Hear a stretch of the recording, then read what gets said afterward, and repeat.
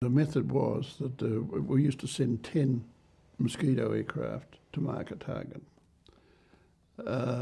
And we worked in combination with the Lancaster Squadron, who came from elsewhere, and his job was to be, their job was to be at 20,000 feet with parachute flares to drop them at the precise moment that we needed them on the marking point, so that it was lit up like daylight, so we could identify the marking point visually.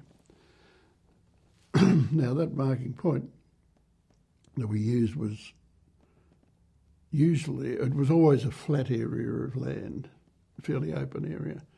Could have been something like a football field. And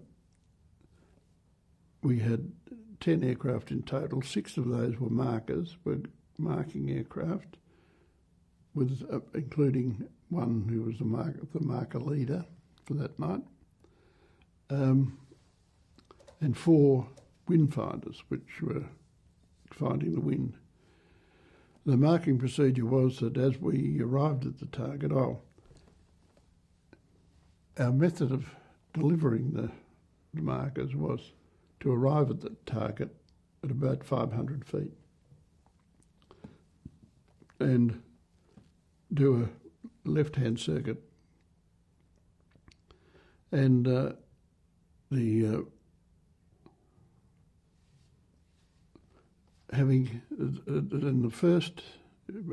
place was lit up like daylight, so you could see it. The first aircraft to positively identify it used to call tally-ho, terribly British, and drop his load of red, say, markers on that football field. The marker leader he'd be up there doing a circuit at 500 feet, would identify that and say, yes, that's fine, back it up, and the rest of us then would drop red flares on that same football field, so that the whole field was covered with red. And then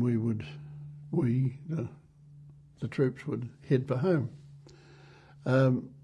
The marker leader would report to the master bomber, who was up at the same height as the main force, 20,000 feet, say. And they were Lancasters, and it would report that the target had been marked, and it was accurate, that it was the correct marking point. So he and we had done our job, and we could all go home.